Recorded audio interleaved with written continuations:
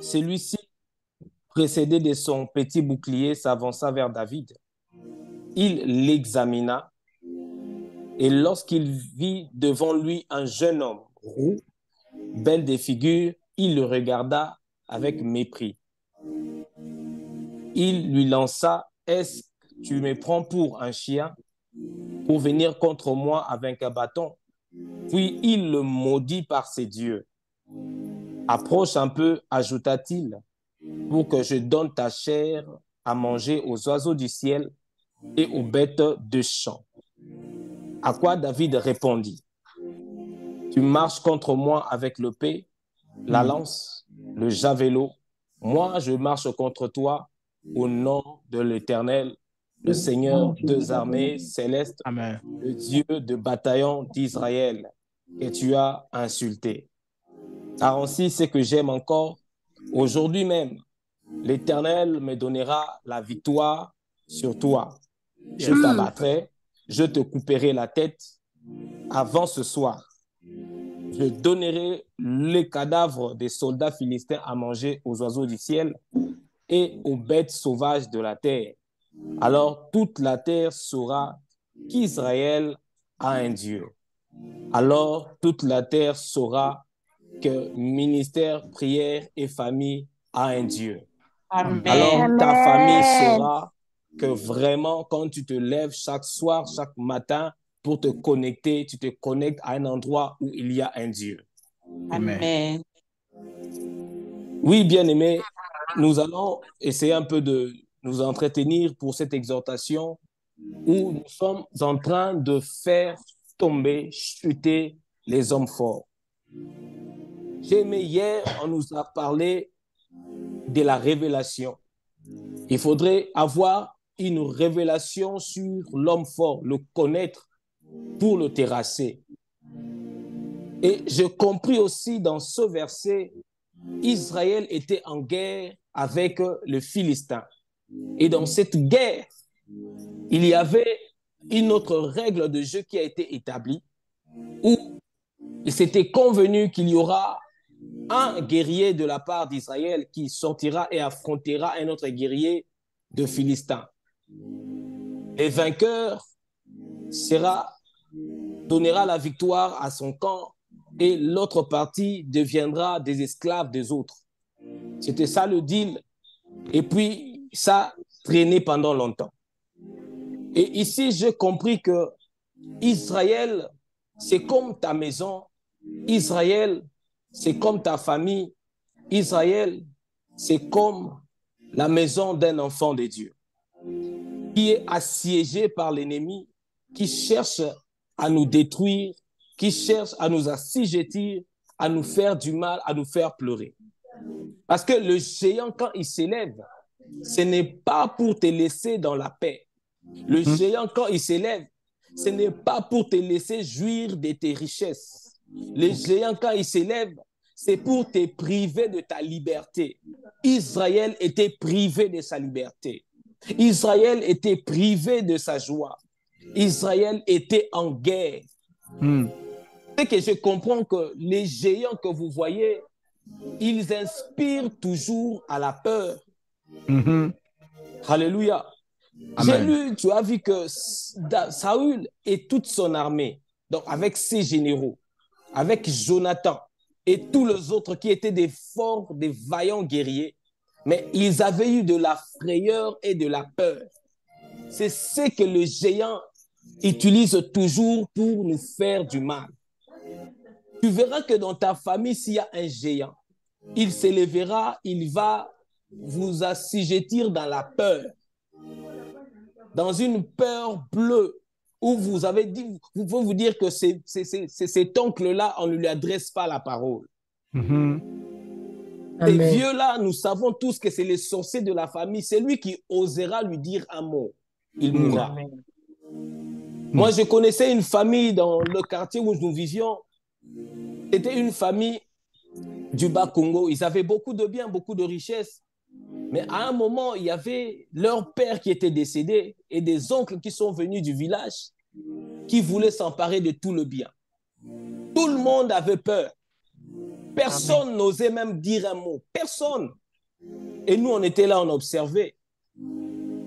Mais il y avait un vieux qui ne priait pas, qui était là. Lui, il ne priait pas, mais il était seulement courageux. Il jouait au football, c'était un footballeur dans le quartier, il était connu. Et lui, il avait pris la parole devant toute sa famille et il a parlé contre ces gens-là. Il les a menacés, c'était bien. Mais quelques jours après, ce vieux-là est décédé sans être malade. Oh. Il a fait une fièvre de 30 minutes, on l'amène à l'hôpital, il est mort. Wow. Donc, c'était terrible. Donc, cette famille-là, vous savez qu'il y avait un géant qui s'était élevé dans cette famille-là et tout le monde avait peur de ce géant-là. Vous savez qu'est-ce qui fait que les gens puissent avoir peur du géant? C'est la connaissance que nous avons de lui. Ok. On nous a parlé ici hier d'avoir la révélation du géant. Mais malheureusement, qu'est-ce que le géant fait? Il fait en sorte que vous puissiez connaître que les côtés où lui il fait du mal aux gens. Comme vous voyez ici, Israël, ils avaient tous les détails de Goliath. Ils savaient que c'était un champion. Qui n'a jamais perdu un combat. Qui n'a jamais perdu une bataille. Qui a gagné toutes ses batailles depuis son jeune âge. Il est connu comme ça. Et à son arrivée, à son approche, Saül, Jonathan et tous les autres généraux de l'armée, ils avaient peur, tous y reculer. Yes. Mais ils n'avaient pas la vraie révélation de cet homme. Mais j'aime lorsque David approche, lui qui n'était pas guerrier, lui qui n'était pas militaire, lui qui était juste de passage, lui qui n'était qu'un simple berger. Mais quand il vient, il remarque dans ces Philistins que c'était un incirconcis. Comment? Il a eu la révélation que cet homme, bien qu'il soit un vaillant guerrier, mais il avait aussi des points faibles. Comment? Alléluia. Donc, les géants qui s'élèvent dans votre famille, ces géants qui font souffrir les gens dans ta famille, même si tout le monde a peur de lui, toi ne regarde pas à sa satanité, ne regarde pas à sa sorcellerie, ne regarde pas à sa capacité à tuer les gens. Toi, regarde à sa capacité de tomber. Toi, regarde à sa facilité d'être terrassé. Regarde, il peut mourir. C'est pourquoi lorsque tu verras Goliath lui-même, lorsqu'il voit David s'approcher de lui, la Bible dit il l'examine, il les regarde. Et puis il voit qu'il a un bâton. Il lui dit, est-ce que tu viens vers moi comme tu me prends pour un chien? Goliath, il avait la révélation que lui, il était un chien. Alléluia. Parce que les géants qui s'élèvent dans ta famille, peu importe les grimaces qu'il fait à tout le monde, la frayeur qu'il fait à tout le monde, il sait lui-même que c'est un chien. Il sait lui-même qu'il peut être battu par rien du tout. Il sait lui-même qu'il peut être terrassé par n'importe quoi. Amen. Laisse-moi te choquer. Tu sais, Goliath a fait souffrir tout le monde. Goliath a gagné toutes ses batailles parce qu'il n'a jamais rencontré David dans sa vie. Amen. Yes. Le sorcier de votre famille, il fait peur à tout le monde parce qu'il ne t'a jamais rencontré. Yes. Ah, ce sorcier-là qui est en train de s'élever comme un géant dans ta famille, tout le monde a peur de lui parce qu'il ne t'a jamais rencontré. Le jour que Goliath a rencontré David, c'était le jour où il a connu sa première défaite et c'était le jour de sa mort. Amen. Amen. Laisse-moi te dire que l'onction de David puisse couler en toi ce jour pour que ce soir, quand il rencontrera les géants de ta famille, la première affrontement que tu auras avec lui qui puisse tomber et qui puisse s'ouvrir et libérer ta famille au nom de Jésus. Amen. Au nom puissant de Jésus. Tu es cette arme que Dieu a préparée pour libérer ta famille du géant qui s'élève dans ta famille. Parce que ce géant, comme il est là, il n'a pas peur de Liab.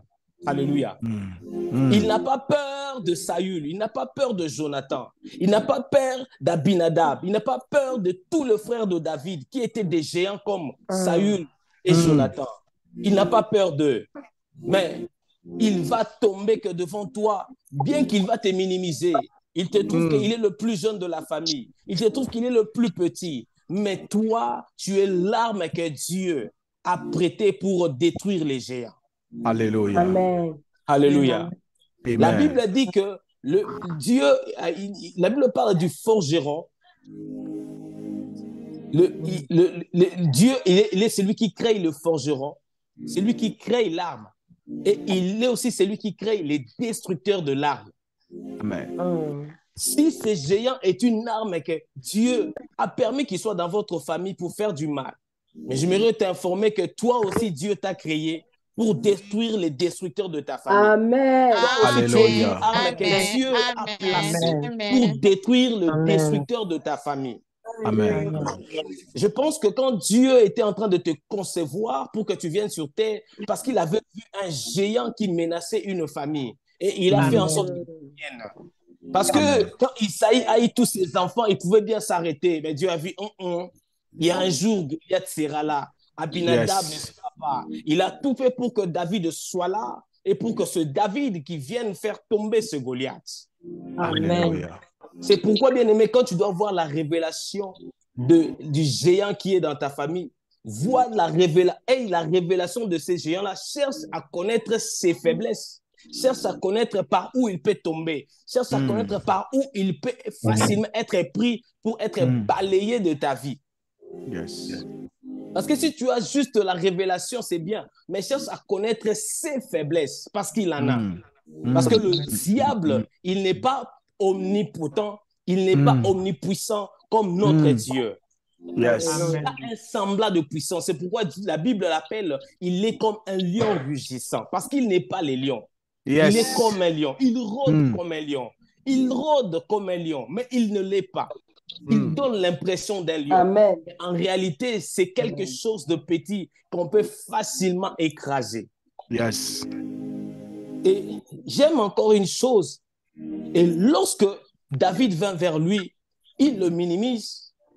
Il se dit que je veux te tuer. Et puis, il commence à le maudire du nom de ses dieux.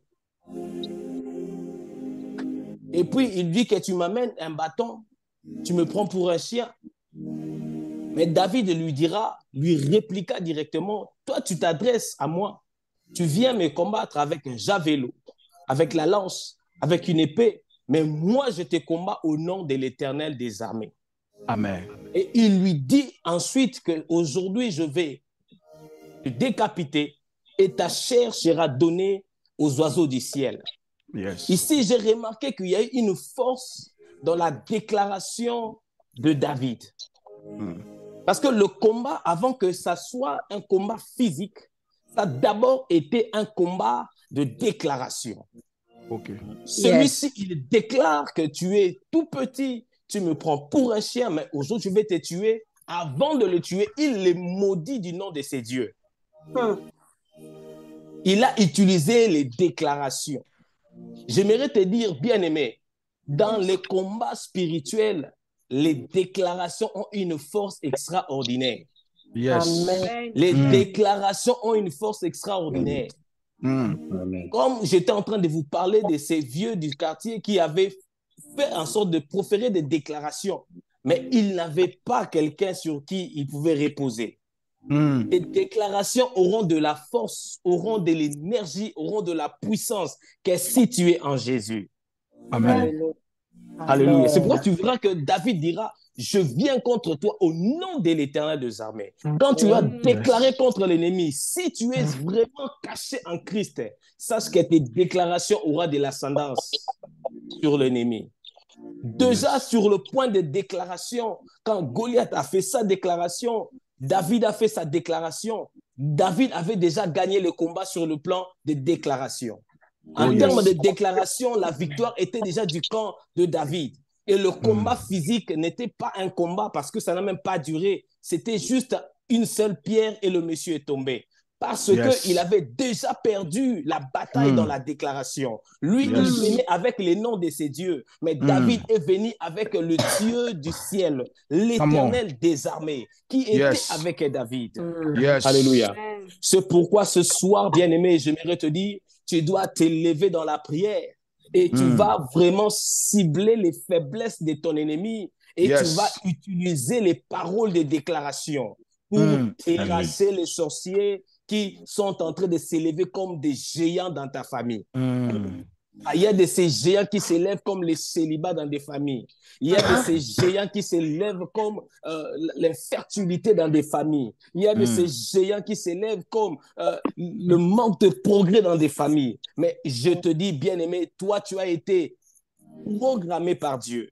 Tu as été arrangé, prémédité par Dieu pour être l'arme par laquelle ce géant tombera dans ta famille, pour être l'arme par laquelle ce géant devra disparaître dans ta famille. Amen. Amen. Amen. Alléluia. Amen. Je suis en train de voir comment est-ce que les géants vont tomber dans ta famille. Alléluia. Je suis en train de voir comment est-ce que ce Goliath-là, il est resté vraiment longtemps debout dans ta famille. Tu sais, Goliath était là, il a régné pendant plus de 40 jours. Il venait chaque matin insultant. Personne n'était là pour défendre. Peut-être ces géants de ta famille. Les géants, généralement, sont des démons qui restent longtemps dans les vies des gens. Regardez cet homme-là du fou de Gadara. Le géant était là, les légions étaient là pendant très longtemps. Il restait longtemps en train de gérer les vies des gens. Peut-être dans votre famille, plusieurs générations avant, les géants étaient là. Mais heureusement que tu es là pour arrêter la continuation du géant. Amen. Amen. Si Amen. Jésus n'était pas là ces jours-là, les légions seraient toujours dans la vie de cet homme-là. Oh yes. Si Jésus n'était pas apparu ces jours-là, les légions seront toujours là. Et aujourd'hui, si toi tu n'étais pas là, ta famille resterait toujours dans cette emprise-là du géant qui gère ta famille. Mais j'aimerais te dire, bien-aimé, lève-toi avec colère. Comme David, tu vas faire terrasser ces géants. Alléluia. Amen. Comme David, que ces géants puissent être terrassés dans ta famille. Comme David, que cette infertilité puisse être terrassée dans ta famille. Comme David, que cet esprit de divorce qui suive dans ta famille puisse être terrassé au nom de Jésus. Comme David, que tu puisses terrasser les géants de la sorcellerie. Yes, Lord. Dans ta famille puisse être terrassé. Alléluia, my God. J'aimerais qu'on se lève dans la prière là où tu es. Prends une bonne position. Comme ça, on va terrasser ces géants qui s'élèvent dans nos familles. Qui s'élèvent dans nos familles. Alléluia. Alléluia. Amen. Ce soir, ce géant doit tomber. Alléluia. Quelqu'un peut dire avec moi, ce soir, ce géant doit tomber. Ce soir, ce géant doit tomber. Ce soir, ce géant doit tomber. Ce soir, ce géant doit tomber. Ce géant doit tomber. Alléluia. Amen. J'aime ces versets. Écoute ce que la Bible dit dans 51. Alors, il se précipita sur son adversaire, saisit l'épée de celui-ci. Il tira dans le fourreau et acheva l'homme. Puis, il lui trancha la tête. J'aime. Alors, il se précipita sur son adversaire. Bien-aimé, précipite-toi ce soir sur ton adversaire. Précipite-toi sur ce qui te dérange. Précipite-toi ce soir sur ces géants qui s'élèvent dans ta famille. J'aimerais que tu puisses se précipiter sur lui. Ne lui laisse pas le temps qu'il ait le temps de se démettre, de se relever encore. Parce qu'aujourd'hui, tu dois l'achever. J'aimerais que tu t'élèves dans la prière et que tu commences à faire tomber ce géant qui s'est élevé dans ta famille. Ce géant qui s'est élevé dans ta famille. Ce géant, toi, tu le connais. Peut-être moi, je ne le connais pas. Toi, tu connais ce géant. Qui il est? Qu'est-ce qu'il est? C'est le moment pour toi de se précipiter sur lui et de le décapiter, de détruire. Tu vas commencer à détruire les géants. Commence à détruire tout géant qui s'est élevé dans ta famille. Il peut être les célibats, il peut être la pauvreté, il peut être la sorcellerie, il peut être... Mais commence à détruire au nom de Jésus. Je ne t'entends pas. Je veux que tu commences à détruire. Alléluia. Nous déclarons dans le nom de Jésus-Christ de Nazareth, géant qui s'est levé ou qui s'élève dans nos familles.